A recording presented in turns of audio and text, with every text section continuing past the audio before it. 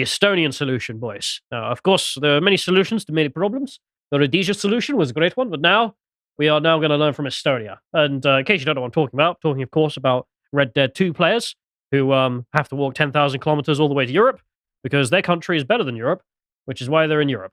You know, those guys. Everyone's favorite. The migrants. Yes. The endless waves. And I could sit here and talk about, statistics and stories and whatnot, but something happened very recently that I thought would be perfect to include in an explanation about why we need the Estonian solution, which is a personalized story about how bad this place is. I mean the West, but specifically the UK. Because the UK is an international joke. And I fully embrace that American side of hating on the UK now. You know, you run into Americans and we're like, ugh, Britain. Like, I'm there. I'm there with our politics, yeah. That's what I mean.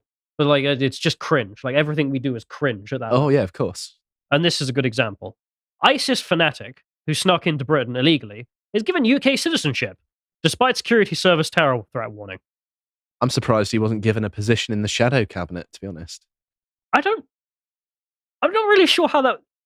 So when you go and get your citizenship, if you're naturalized, you go to an office and they play the national anthem and you are there and you can sing along to it if you want. Like, I do wonder if he turned up and was just like, can I have the nasheed, please? As kind of my music.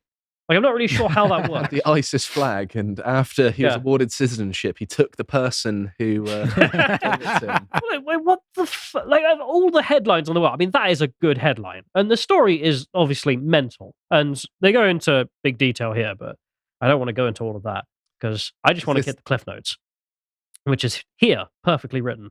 So this is the MI5 dossier on a legal Sudanese migrant, the male representative here. And it's just the cliff notes of his life. So in 2005, in September, he entered the UK illegally and claimed asylum. And this was denied because we were living in the afterglow of the pre-Blair era in which people got denied. Don't talk about it like that, even ironically. But then the Blair era came and changed everything. And of course, by 2006, he was actually an innocent little boy. Immigration judge grants him an indefinite leave to remain in Britain. He claims to be a member of the Tanjore tribe of Darfur in Western Sudan, who have been tortured by military forces. An obvious lie. The judge concluded that if he returned home, it would be reasonable with the likelihood that he would be questioned by Sudanese authorities and tortured. I'm sorry, this is obviously a lie. Anyone who can tell anything about international mass movements can know that these people just lie en masse all the time. And you'll see why in a minute. Because he became a British citizen 10 years later, in 2015, and then immediately went back to Sudan on a British passport. Wonderful. Damn, if I go back to Sudan, they'll kill me. Time to go back to Sudan. As soon as he got the passport, he was like, I'm going home. It's like a golden ticket, isn't it? Like he can just walk around. It's like you can't shoot me, you can't genocide me or torture me. I've got a British passport. It's like the closer you are to death, the more alive you feel. But obviously, he's got dual citizenship. He's got Sudanese and British. That wasn't his goal. His goal wasn't to get some kind of perfect immunity that is the British passport with its page on the inside that says, Her Majesty the Queen demands that you bear the bearer of this passport free passage. That doesn't actually work. You can show that to a Russian immigration official and they'll look at you funny. The reality was that he just wanted a British passport, and if he broke in and then waited 10 years, he'd be eligible for it. I think what some people don't realise is that there are a hierarchy of passports, aren't there? And certain passports can get you to more countries. Or get you shot, depending on... Yeah, that's true. But a British one is particularly good because we haven't made nearly as many enemies as some people might suggest. Sure, but his goal in this was not because he actually feared Sudan, or he wouldn't have gone back. Of course. At all. So after he goes on his lovely trip, he comes back a few months later to the UK, and then flies back to Sudan and applies for a Sudanese residence permit because he's so scared of the country, which allows him to come and go for the next 5 years because he could be tortured at any moment. So he wants to make sure that likelihood is as high as possible. He's into that. That's why he's gone back. Yeah, he's actually just a BDSM fetishist. During his stay, he's said to have received disseminated ISIS propaganda. So he's downloading ISIS stuff on his phone. And in 2017, he's got a bunch of ISIS stuff on his phone. And we know this because they detained him in April and checked his phone. And we're like, yes, this guy is clearly a fanatic for ISIS. He loves ISIS. Otherwise, why does he have so much pro-ISIS stuff on his phone?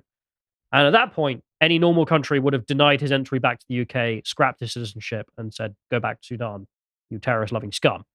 And what happened instead is that he travels to Sudan, freely. And then the Home Secretary is like, ha ha ha, fell into my trap, I'll do something. Gets rid of his citizenship. And then he tried to come back, and they told him no. So then he just broke into the country again. Oh, lovely. Because you just fly to Ireland and then cross the border, because we don't have a border. I'm surprised we didn't give him some weapons at this point. I mean, that's where we're at. Yeah. We may as well be arming them. I mean, so I don't get the argument that, just because some people in another place are engaging in warfare, that you have to somehow save someone. I don't see why I should be coerced by the government to give my money to help people who don't care about me. Yeah. Like, even if he was in danger, we don't owe him anything. No. And he wasn't in danger. In fact, he is the danger, Skylar. Like, him over here comes back to the UK. Sudanese Walter White over here. Yeah, even though we know he is the danger, the Home Secretary personally intervenes to get rid of his citizenship. He then just wins a special immigration appeal and gets it back. And now he's able to come and go, even though we know he's an ISIS lover. So, wonderful. I love living in this country sometimes. It's just actually amazing how bad our situation is. And you remember just how corrupt and evil the foreign world can be. And there's this story. Slavery has returned, boys. Turns out all of our former colonies are just doing it because we left. They just don't care. Who'd have thought that actually Britain was a civilizing force in the world? I mean, it only has been for the past, 500 years at least? So these are the slave markets of Kuwait. You can find them on Instagram and other good retailers. And they say here... You're not sponsored by them, are you, Callum? I'm just saying, that's a good deal. Drive around the streets of Kuwait and you will see these women. You won't see them. They're hiding behind closed doors. They're deprived of their basic human rights, blah, blah, blah, says the BBC. They're being sold to the highest bidder. But if you pick up a smartphone in Kuwait and scroll through, you'll see thousands of their pictures categorized by race and available to buy for a mere price of a few $1,000s. The first 5 callers. Call in now. An undercover agent with the BBC Arabic team found that domestic workers are being illegally brought and sold online in a booming black market. Some of the trade is being carried out on Facebook's own Instagram, where posts are being promoted by algorithm-boosted hashtags. So, Instagram's deliberately boosting slavery posts. #slavesnow.com. Yeah. You just... But no, it's right wingers that are the harmful content. Do you want a black? Do you not want a black? I mean, literally. It's all right. We've got race. We've got diversity slavers. These are more palatable to our brand. It's not only algorithm boosted hashtags. They also use private messages to message each other, which slaves. It's like trading cards. But the biggest sale in Kuwait is the For Sale app, which is just an app called For Sale. Okay, and on there you can filter your slaves by race. You can filter their price brackets, and according to each category. And these categories are obviously the type of race as well. So finally, all of my slavery needs can be met. Yeah. Inconvenience. That's Dude, horrifying, by the way. Someone made this. Someone's, like, a team of people sat down and were like, do you want to develop an app? And they developed this. They developed the slave app. This is slavery for the 21st century. So, my goodness. You want to read some of the bios as you swipe? Yeah. Okay. So, first bio here of an African woman says, African worker, clean and smiley. $2,000. Yeah. Very affordable. Another one, Nepalese, who dares to ask for a day off. Ooh, cheeky slaves out there. Dares to ask for a day off. It's just... Why? Those who are bored with blind obedience, and want some resistance. I hate to pick up on the quality of a slave as slaving, but why would they? Why would they mention? Why would they mention that she asks for days off? That's like not a good selling point. Maybe they've got a discount on her, and it's like, yeah, okay. It's explaining why there's a different price. I'm an honest slaver. I don't lie. A bit lazy. It's an interesting accent there. I'm not sure that's what they would have, is it? Well, it sort of more talk like this, but according to the sellers, or the slavers, the undercover team frequently heard racist language. That's the real crime, not slavery. Of course, the BBC here were like, they're a bit racist as well, weren't they? They categorize their slaves based on race, but no, the language they use, ooh. He's a hard worker, Pat. He's a valiant... Okay. No, they said the Indians are the dirtiest, said one of the slavers, describing a woman he was selling. I mean, you are right. It's a weird slave selling tactic. Denigrate your own goods. You will find someone buying a maid for 600 Kuwaiti dinars, about $2,000, and selling her for 1,000 Kuwaiti dinars, $3,300, he said. So there we are. You can, do stock options on your slaves. And leftists have the nerve to say that Western cultures are the worst and most hypocritical thing ever. Yeah. I mean, this is the thing. It's like, okay, yeah, I feel like maybe the rest of the world deserves the migrants, not us. Saudi Arabia, they also did an investigation there and found hundreds of women being sold on Haraj, which is a popular commodity app. So again, blimey, that's the connotation there is interesting, isn't it? You can also buy slaves on Instagram and Facebook in Saudi Arabia. The BBC team have since contacted the apps and tech companies about their findings. The For Sale app has removed the domestic worker section of the platform. So you can no longer buy domestic workers. So that it wasn't even just... Is it going to be sold under agricultural goods now? Yeah. I mean, there'll be workarounds. But think about that for a minute. They weren't just selling people. They had a tab. Like, someone in the app development team was like, domestic workers, there we are. You can buy them there. Okay, that's For Sale. And also, let me add just the wage slavery issue that leftists have been bombarding people with, saying, no, you have a real wage, it's all you're a slave. Don't you remember the slave trade? Yes. I can see it on my phone. Yeah. It's a bit dirty. Anyway. You see, that's sorry, I'm getting pissed off, obviously, with this and the leftists, because, they have the nerve to say all this kind of BS all the time. Yeah, and then this is the actual world. Yes. If you just travel. And then when someone shows it, let's censor it. So they messaged Haraj, the Saudi-owned app. So the Kuwaiti one said, oh, very sorry, we'll delete that section. They messaged the Saudis, and the Saudis just didn't respond. They didn't even delete the slave section. They're going to double down. Yeah, they were like, wow, they're commodities. We're a commodity-based app. What do you want? Well, I mean, they're bombing Yemen and hardly anyone cares, so they can probably get away with slavery as well. Yeah, they should have responded and just been like, what are you going to do about it? Do you want your goods to go through, I forgot what it's called now. Well, the Suez Canal. Yeah. So the Kuwaiti government has said that they are at war with this kind of behavior and insisted that the apps should be heavily scrutinized. And to be honest, I actually believe the Kuwaiti government in all of this, because I used to date a Kuwaiti girl and it gave me some insight into the specifics of the Kuwaiti state, which is that it's a mad place. But the big problem in Kuwait is not the Kuwaitis. It's not the incredibly rich Arabs who don't give a toss.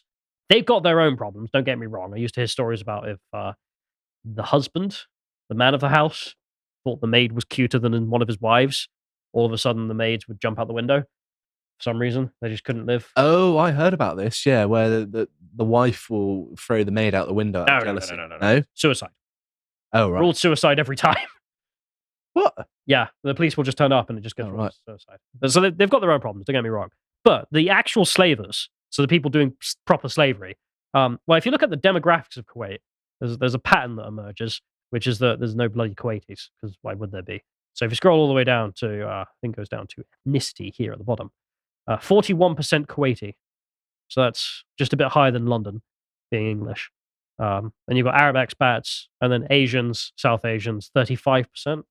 So this is Indians, Bangladeshis, and Pakistanis who used to do the work, and then, well, just started importing slaves and organizing slavery back home. Okay. Okie dokie. And for some reason, check out Leicester, back to the UK, 10,000 people could be victims of modern slavery in Leicester. And then you look up the ONS data, Leicester East. So this is the data for white British. 33% of Leicester is white British. Have you noticed a difference between the East and the West? So over here, it's like 60%. And over here, how low does that go? 3%. Leicester East is where all the slavery is. It's where the slave factories are in Leicester. I like how this is like almost like an apartheid city as well. Yeah. All the white people on one side. And then all of the... literally just Indians. 80%, 60%, 70%. Yeah, it's a population thing. And this is one of the aspects of mass immigration I don't think we talked about enough. That's why I'm bringing it up. But it's not cheap, just to mention as well. This is a Dutch study that found that they were spending 17 billion a year. So God knows what we're spending a year. Too much. And this is what brings me to the Estonian solution. Boys, I have come up with a new policy. What is it? Well, I've stolen it. Okay. To be honest. Where have you stolen it from and what is it? So the Estonians were occupied by the Soviets in 1940. where the Soviets just said, "Oh, let us put a military base in. Trust me, bro. You won't get annexed, bro." And then they just annexed. That old trick, eh? Yeah. So when Estonia got independence from the USSR, they'd obviously been colonized by the Russians. You can see here it's a graph of the ethnic data. So before the 40s, there's only 8% Russians. And then all of a sudden it jumped all the way up to 30% just before the USSR collapsed. And then post-independence, obviously they claimed that if you do illegal things, that doesn't make it law. So you colonizing us and forcing Russians in, actually that's wrong. We're drawing a line under it. And none of those people are Estonian. And they're not going to be recognized as Estonian citizens. So then you can see afterwards, a lot of Russians either left or had to become Estonian by learning the Estonian language, etc. And this chat mentions they didn't go quite as far as actually the logical ends, which is deporting non-Estonians. But that is a policy point they did. And as you can see, it worked. At least 7% of the Russian group has now dropped from the height of 30 to now 23. So it does actually function. You can actually win back your ethno-state by just... Well, Estonia is based on the ethnicity of Estonians. Of course, yeah. What else is it? And the details of this are pretty funny. So I just wanted to have a cursory look at the Wikipedia page because deep research, boys. And there's some other weird factors. So the Russians actually offered Russian citizenship to all USSR citizens. So yeah. that makes it easier, of course. But the UN turned up and said that the Estonians were being racist against Russians for this. And the Estonian government just said yes.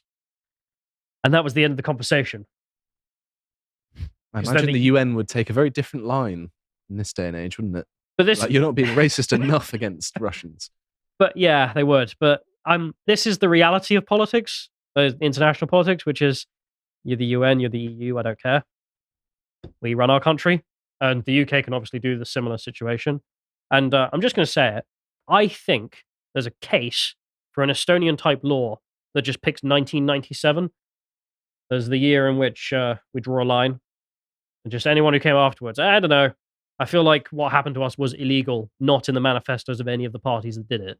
And therefore, we should just draw a line and say no. Anyone who wasn't in Britain before 1997 gets deported, even if you're British. If you can't trace your lineage to before 1997, being in Britain, I think, yeah. There is actually a case for putting Tony Blair in The Hague and trying him for crimes not only against humanity, but the British. And this being it. You've got very spicy over the new year, haven't you? Well, I'm just putting out a policy point. Just want to see what people think about that. Which, I mean, look at that immigration graph. It's just mental. Just like 1997, then something happened. Houses became unaffordable. And then, I mean, these guys just, I mean, maybe a show trial is in order for them. But that's a whole other ordeal. But anyway, I just wanted to also make the point that obviously. Look at what happened after, during COVID and after.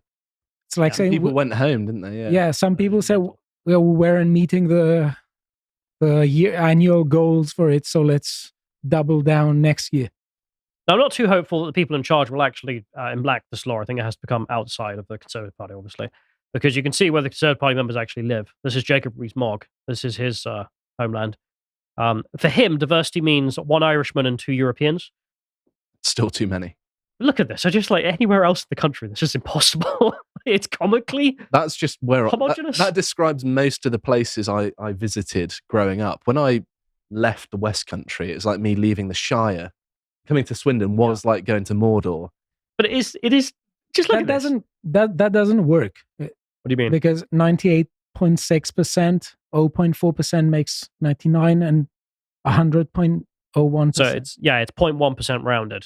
Yeah. Because we're dealing with such small numbers there, though. It's a slight error.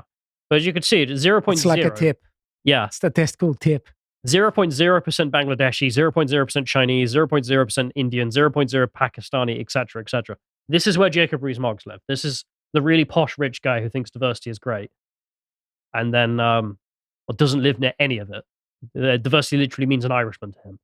And then there's other places in England, which, I feel like the Estonian solution would probably deal with. I mean, this area, 0.0% white English, Welsh, Scottish, or Northern Irish, or British. I mean, how did that happen? I mean, that's how it happened. Yes. Which, getting back to the Estonians, I mean, having suddenly 30% of your country become a foreign ethnicity that's been colonized into your land. I feel like if the Estonians can do it, I don't know why we can't. I don't know what the argument is. We're not allowed. Well, the person who lives here is not going to do it. Don't get me wrong. But when it comes to actual law, I mean, the UN turned up to Estonia and just got told to bugger off. I don't know why we can't do that as well. But there we are. A white paper. Discuss. Enjoy this.